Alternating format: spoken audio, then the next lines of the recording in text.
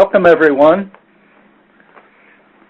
This is Ray Bowman with the National Council on Patient Information and Education, NCPI.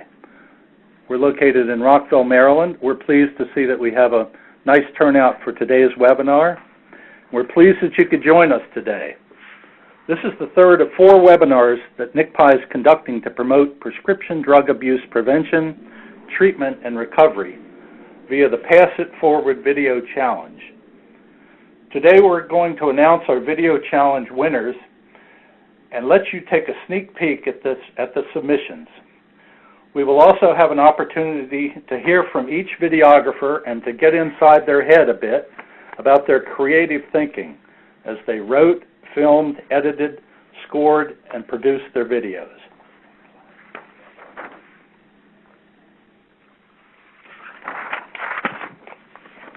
For anyone joining us for the first time, here's a quick overview about the Pass It Forward Video Challenge.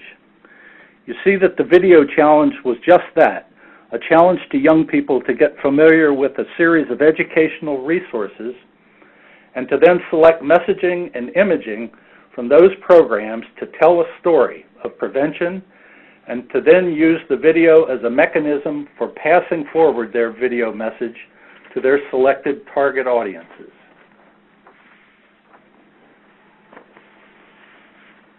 And as if that wasn't enough of a challenge, they were also challenged to demonstrate how social media can help them pass it forward as well.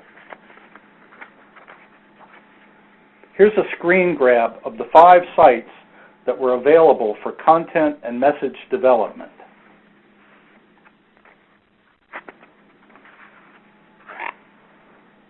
Here's the path that has led us to where we are now, today being the third of 4 Pass It Forward Video Challenge webinars.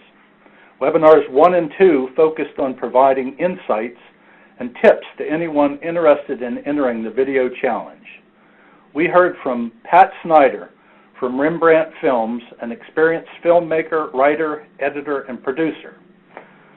We heard from Tara James from Spark Action, an expert in non-traditional and social media, and Natalia Rodriguez-Duncan with the Community Anti-Drug Coalitions of America, CADCA, on program development and outreach strategies and tips.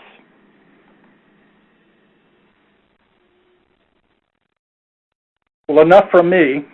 You don't have to answer that, but why don't I go ahead and, if the technology bears out, let's take a look at the 2 winning videos.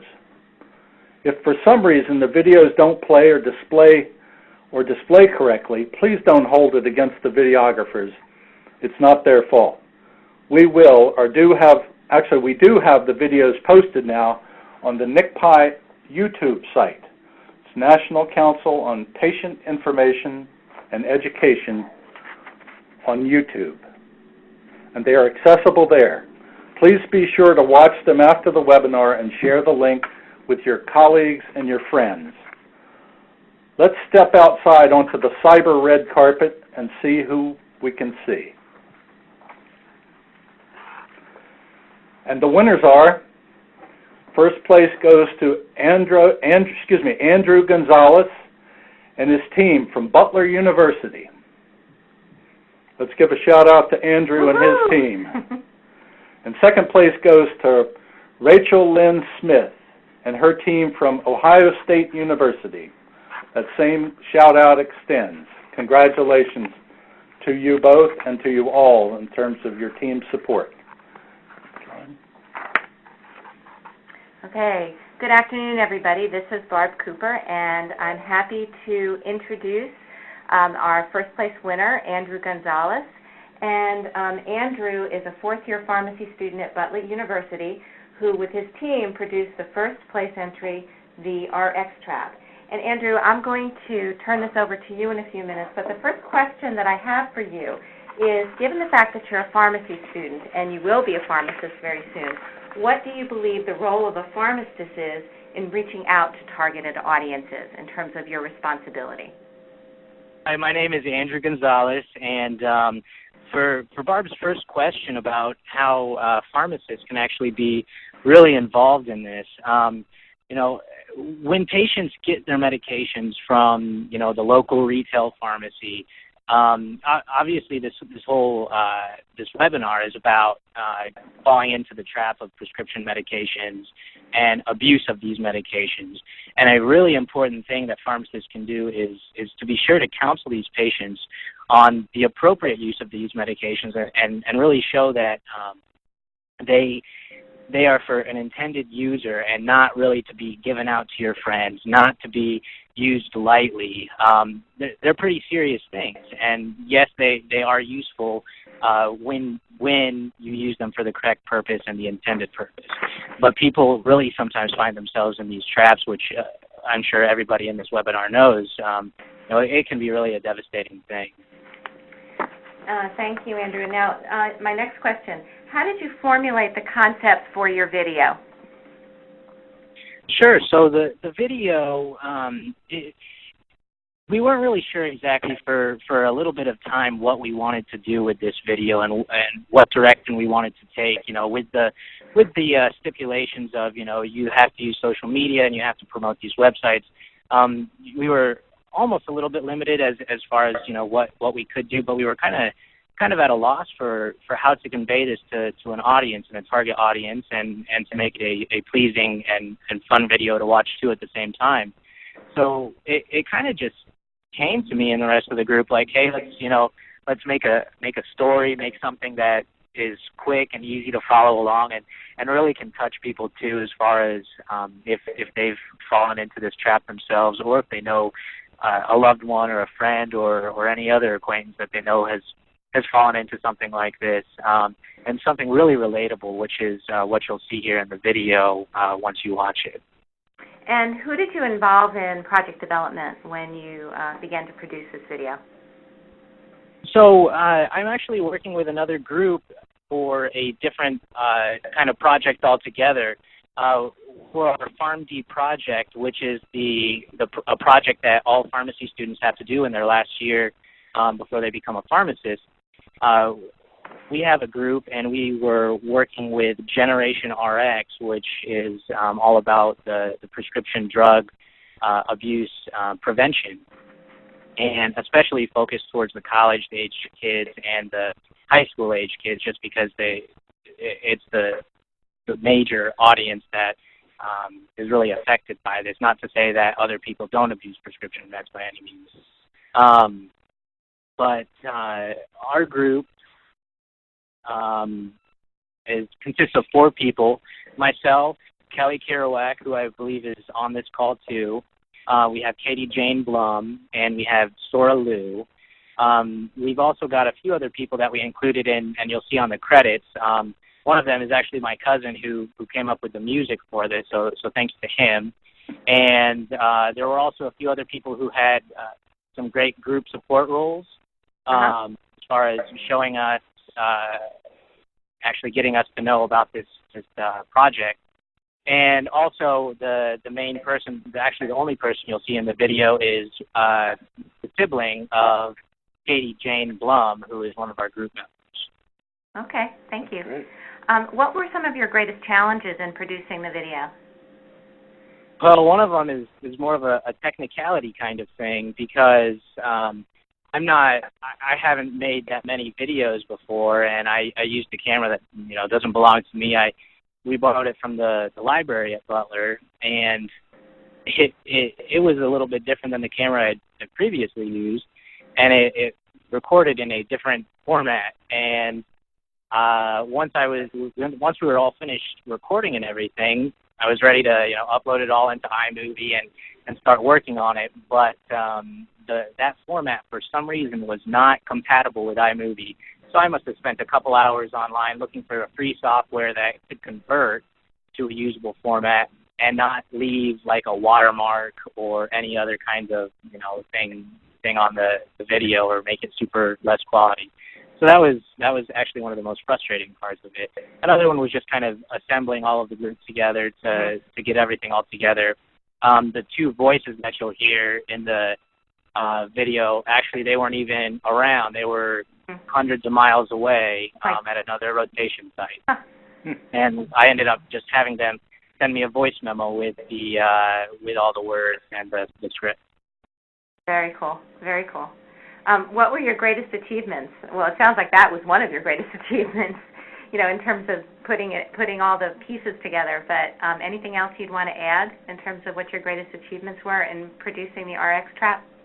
Sure, definitely. So I think that this is going to be a super tool for us to use as we're continuing our Farm B project that I was talking about throughout the year. And like I said, we haven't really set exact things that we want to do as far as our project as a whole goes. Mm-hmm. But this is going to be a great thing to show to high school and college stage students, and hopefully get them engaged too, and really have them get involved and get help if they need it.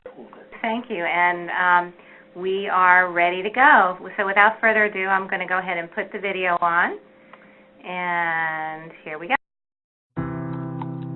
Dear Grandma, can you believe it? I graduated from high school and now I'm starting college. I'm going to a really great school with a lot of smart people in it. I'm a little nervous, but you might remember that I worked really hard in high school and got good grades. I think I'll do well if I keep my same work ethic. It was my first day today. I really miss you. I know you would be proud of me. I think of you all the time. College is really tough, but I've met some fun people and I'm really enjoying my time here. They're showing me a lot of new things. My grades aren't quite where I want them, but I think it will be okay. I miss you. I think that you would be really proud of me. Things aren't really going as planned. I've been struggling, so my friends gave me some of their pills that help me concentrate. I'm not sure it's the best idea, but I feel like I have to do it because I don't have much time on my hands to study. I'm too busy going out with my friends and having a good time. I'm trying some of their other pills that help make me feel good too. I hope you would be proud of me, but sometimes I just don't know. I feel trapped. I feel like I need to take my friend's medicine to even open a book, and take other ones to even relax a little bit. I don't know what to do. I feel lost and stuck. I just don't know what to do. I miss you. I wish you were here to help me like you always used to. I'm scared. I keep smiling on the outside because I'm scared to tell anyone. I smile so that no one knows how I feel. What if this happened to you? What if this happened to someone you loved? What if everything looked fine? You're not alone. Get help. Check out talkaboutrx.org for resources to help you or a loved one overcome the trap of prescription meds. Brought to you by Generation RX.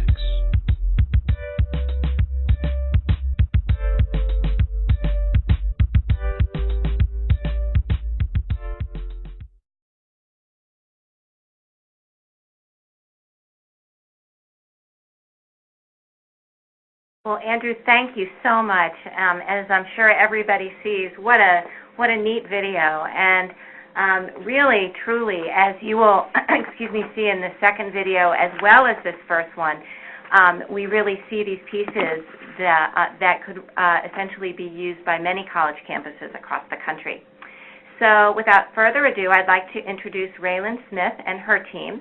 She is the producer of Serendipity, and she is an undergraduate student, a film studies major at Ohio State University. And with her team, she produced our second-place entry, Serendipity. And interestingly enough, I've been talking with Raylan since she submitted her video, and she really does bring, just like Andrew, a very interesting perspective to the production process. So, all right. So, Raylan, are you there? Yeah, can you hear me? We can hear you loud and clear. Awesome, Loud and clear. Thank you. So tell me, Raylan, how did you formulate the concept for Serendipity? All right, so I'm part of Ohio State University. We just started a collegiate recovery community this year. We started that. So I got the message about the video challenge from the woman who runs our program, Sarah Nerad, and we then held a writer's room workshop with our entire CRC, our entire collegiate recovery community. And we just we worked horizontally, bouncing ideas off of each other, thinking of everything we could, every way we could incorporate all these different aspects. And then we had a second writer's room workshop where we basically did it all again. We did it a third time. We finally did our location scouting and storyboarding our fourth time. Then we shot our video. I went to go cut it together in the editing room, and it didn't read the way that we had intended it to, which was a huge disappointment because the message we wanted to come across hadn't really worked out. So then we went back and we rewrote our film and we recut it together, and that's how we came up with our final product. Great. And who did you involve in product development here? I worked mostly within our community. So everyone you see in that photo, they were my biggest people that helped me out with it. I did pull on a few outside resources, like I had to borrow some equipment from friends who are video producers in the Columbus area. We had some outside help from. It was mostly in getting, like tripods, stuff like that. Okay, equipment. And in your mind, what were your greatest challenges in producing Serendipity? Our greatest challenge was probably what I was just message development. telling you about. Yeah.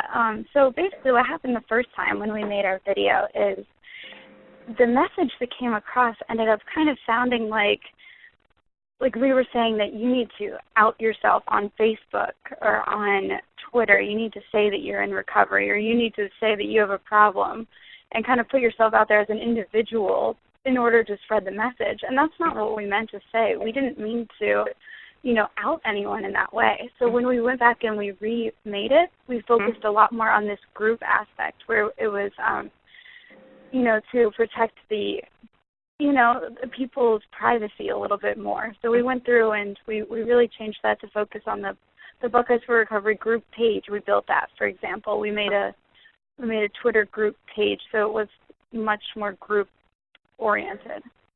Okay, great. It's kind of funny. It reminds me of when you see a play within a play within a play. I mean, essentially, you were creating all of these things at the same time as you were creating the video. I mean, very, very, very interesting. And in your mind, and I think I may have answered part of the question, what were your greatest achievements in producing this video? Yeah, you absolutely did answer part of that. A huge achievement was the creation of our Facebook page. So that's awesome because that is up and running now, and we have something to work with. Another great achievement was we're a new group, so we're new. We don't know each other very well, but working on this project, I really got to learn a lot about my group members' strengths and weaknesses and where people can really fill in. Some people were great with costume design. Some were really great at producing.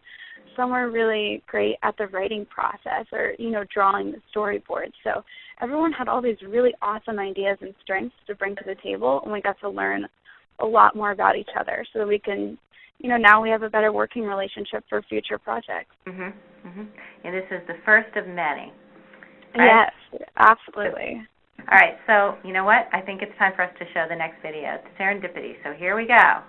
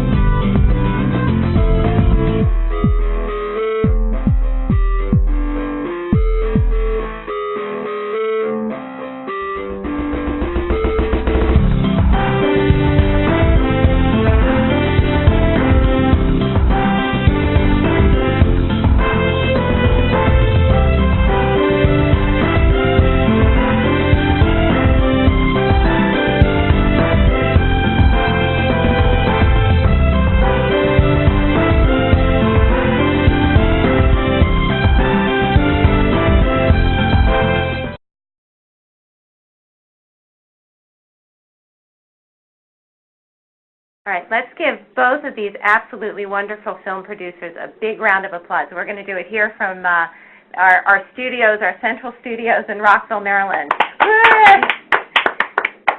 Okay, and truly, in our minds, both of you are incredible champions. It was such a hard decision, and I can tell you that the judges really had a tough time. There was a very slight difference between the two, and boy, it was just a tough decision. So, and you're both winners in our minds. So with that in mind, I'm going to open up the floor to our producers, and I'm going to ask you a few questions, the questions that are on the screen. And Raylan, why don't I start with you? What are the best ways of conveying prevention and intervention messages using video and social media? What in your mind really works? All right, that's a tough one, because this is something where students, young people, are only going to listen and watch what they want to listen to and what they want to watch. Mm-hmm. So I can tell you right now, a few years ago, I wouldn't have watched, certain things regardless of however they were presented to me. There has to be a certain desire there. So part of creating that desire is getting it on your friends' pages.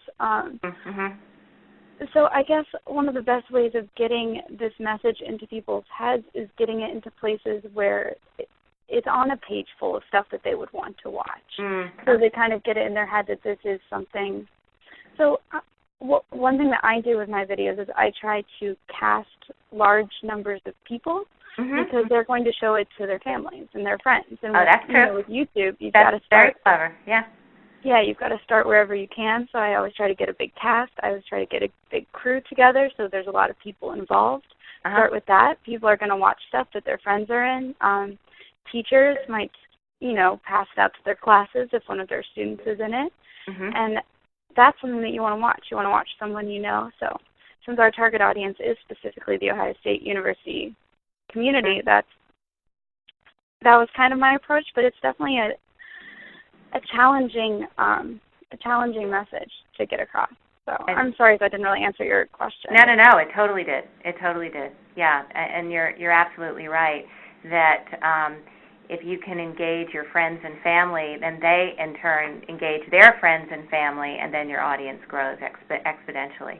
Andrew, what about you? What are your thoughts on that first question? Yeah, definitely. So I definitely, first of all, agree with Raylan on that as far as getting a big cast together, which our video didn't have quite as nearly people with as much face time. But also, it's really important to have a message that is really relatable to people. And I feel like Raylan's video also did a great job of that. It really shows a storyline of some people who are having some troubles, and then finally just saying like, okay, enough's enough. I need to get help.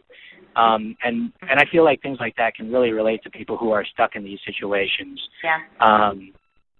Another, I guess, to touch back on that first point, in this day and age where everyone is so, overcommitted with all these things and have these big, long resumes and everything, and, they wonder why they don't get a job. Well, a lot of times it's really about just people getting to know other people. So, having a connection who can kind of get your foot in the door. And I think it's all about that personable aspect of it. So it's something that, you should really be like, hey, you should check this out. Because if you look online, there's on your Facebook, on your news feed, there are so many different stories, so many articles that people post, so many videos, and there's no way that you're going to be able to look at them all. But if it's somebody that you're really connected to and somebody that you have a relationship with, you're definitely more likely to look at that if it's something that they recommend. And actually, both of you have essentially said the same thing, and it really answers, it really begs the question for number two. It says exactly that in order to engage somebody, you need to engage them personally in lots of different ways. So with that, and Andrew, that's a perfect segue to that last question. Given the fact that there's so much material out there, how can you be heard above the noise? Should I tackle that one first? Yeah, why don't you go ahead and tackle that one? All right. So, like I just said, there's so much out there, and a great way to get this information out is to first share it with your friends. Exactly what Raylan was saying for that first question, and I really agree with that because there's just so much out there, and I feel like I spend a lot of time on Facebook, and a lot of other people do too, and I still feel like I don't see nearly any percentage of really the vast amount of stuff that everybody's posting. Mm-hmm. And I feel like it's great, technology and internet and, Facebook, Twitter, Instagram, all of the social media outlets out there. I think it's great, and email too, but I feel like sometimes people just get so much, and it just makes it kind of devalue everything out there because everyone's like, oh, well, this is really, really cool, check it out, and they say that about everything, and it's like, okay, so what is actually something that is worth my time and what isn't? So it's really tough if everybody's saying, hey, check this out, you don't really know what to do. But again, it goes all the way back to that, relate with them, have something that actually other people will see and be like, wow, this is something that, actually my friend totally went through something just like this. Yeah. And have them kind of spread the word of mouth kind of thing. Okay. And Raylan, do you want to add anything on to that? Sure. Yeah, I totally agree with everything that Andrew said. That was great. It's all about that relating aspect. One more thing that I'm really grateful for is this competition, because having a stamp of approval from an organization like NCPI or SAMHSA, it kind of, if I post on Facebook that a video that I worked on was awarded second place in this national competition, people are going to be a lot more likely to take a look at that because it's been given this stamp of recognition. Even if they're not familiar with the organization, I think they're going to be more interested than if it were just a video I posted, on my own produced just from me, not recognized by any special organization. So I think this video challenge is really a great way to add a bit of weight or authority behind our videos, and I think that'll really help. It'll also help us get our video on campus organization websites here at Ohio State. Yeah, that's actually a really good point. And Ray, do you have a question? If I could, I also want to reiterate what we've heard from Andrew and Raylan, in the sense of how important it is to reach out and engage with friends. And I want to invite everyone that's on today's call and webinar to in turn reach out to your friends with information about these two videos, and so that everyone can take a look at it. And by friends, I mean not only personal friends and colleagues and peers, but also organizational friends as well. For example, NCPI is going to do our part to reach out to our friends. We have almost 100 organizational members representing consumer and patient organizations, healthcare professional groups, businesses and industry, and government organizations. And we're going to feature these videos on the NCPI e-News. They'll also be on several additional NCPI consumer or public-facing websites. And we're also going to make sure that we reach out to our friends and as NCPI being a partner among friends with SAMHSA's National Recovery Month planning partners, we're going to make sure that they all get an opportunity to click the play button on these two videos as well, and then in turn we're going to invite them to pass it forward. It's like the pebble in the pond. We're going to all hopefully create as many outward ripples as we can. Let's create a friendly tsunami in this pass it forward. So I really encourage everyone to do that. Thank you, Ray. I think you're absolutely right. And with that, what I'm going to do, I'm going to unmute our lines. And the conference has been unmuted. And what I'd like to do is to open up the floor for a couple of minutes to Raylan and to Andrew, and anyone who's on the line can ask them a question.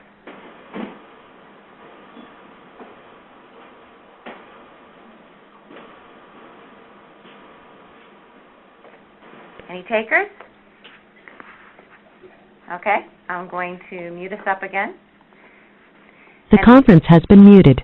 Actually, I do have one question for you, and Raylan, you mentioned it, and my question to you is, what will you be doing with these videos now that they are officially winners? How are you going to be utilizing these videos to promote these messages on your campuses? And Raylan, we'll start with you. This is a great time for this video to come out because in the next few weeks, our CRC is going to start trying to build relationships with other organizations on campus. So we're going to be trying to form bonds with individual people in each organization, such as the undergraduate student government, such as the counseling and consultation services, the advising offices in each school at Ohio State. Organizations like that. We're going to try to build these bonds. We're also looking for sponsorships because we want to start giving out scholarships to students in recovery. So now that we go and start meeting with these people, we have one more thing to show them. So we are going to get it up on our website. We're going to get it up on our Facebook pages.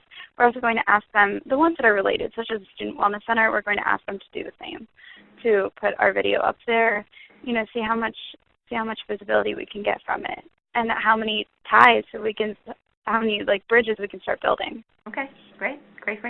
And Andrew, what about you? So just similar to what Raylan had said, we really want to promote this on our campus now. We have a pretty good PR group at Butler to show it to the community, and we'll probably be able to put it in our daily newsletter that gets sent out to the entire campus. And also we've got a pretty good health news kind of network type thing at Butler, which is actually how we heard about this challenge. Okay. And that person has definitely shown support and said, just let me know, and I'll tweet about you guys, and I'll really help you guys with any kind of awareness stuff that you want with my contacts. So that's great. And obviously, all of us are going to be posting it on our Facebook and Twitter if we have them, and everything else. And also, like I said, we're going to way back at the beginning of the phone call.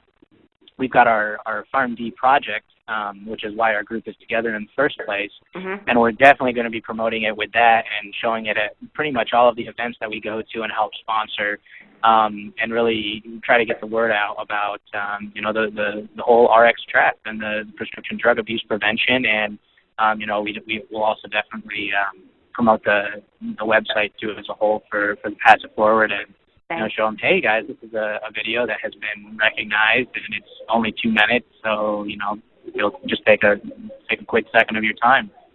And I also need to say that both of these videos are so powerful in their own ways, and they're incredible catalysts for discussion. So I also recommend that they be somehow utilized into freshman orientation programs, and it triggers discussion around these really critical issues. And we're, of course, going to be tweeting and posting on our own Facebook page and Twitter page as well, now that we're totally official. So with that, I'm going to be turning this the table over to Ray.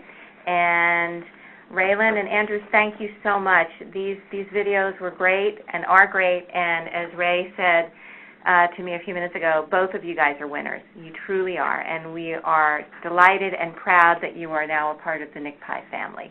So here you go, Ray. Thank you.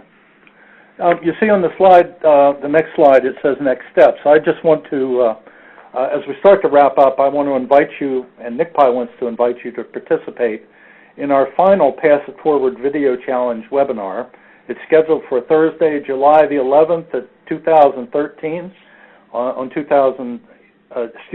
11, 2013, at 2:00 p.m. Eastern Daylight Time, and we'll provide an opportunity for you to share your comments, advice, and ideas about other challenges that video challenges that we might want to take on, and also we'd like to hear some feedback and input about the Pass It Forward Video Challenge. It's going to be a fairly informal discussion, and but it's important that while the video's hot, as it were, we want to go ahead and get any kind of assessment and feedback so that the next one happens seamlessly. Next slide, if we could.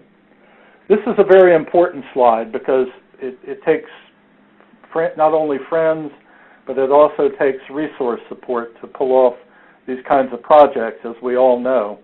It's very important that NCPI that we acknowledge the support that made the Pass It Forward Video Challenge happen. First and foremost, SAMHSA for making the Pass It Forward Video Challenge possible. They provided a task order that we worked under, that NCPI worked under, and our project officer at SAMHSA, Wilmari Rodriguez Hernandez, has done a wonderful job, and Abraham Ruiz in shepherding us as we've found our way through reaching out to these talented videographers. So we are very, very pleased to recognize the role that SAMHSA has played in advising us and making this possible. We also want to recognize CADCA, the Community Anti-Drug Coalitions of America, and Spark Action for lending their content expertise on the first and second webinars, providing the how-to and suggestions for production and the use of social media and traditional media as well. We also want to thank the National Association of Chain Drugstores Foundation, NACDS Foundation. They're a member organization of NCPI, and they're represented on our board of directors, and their membership represents all of the large and small chains of pharmacies across the country. They have provided some resource support for the awards for the Pass It Forward Video Challenge, and we're a tip of a hat to them. We'll also make sure that the NACDS and their foundation has access to these videos, and we're going to encourage them to show those through their communications networks to all of the chains, and as well the independent pharmacies that are members of NCPI as well. We also want to recognize the Generation RX initiative, and this is new news, as it were, and we're pleased to share this with you right now, for helping to provide the Pass It Forward Video Awards. And speaking of awards and acknowledging the Video Challenge winners, let's go to the next slide.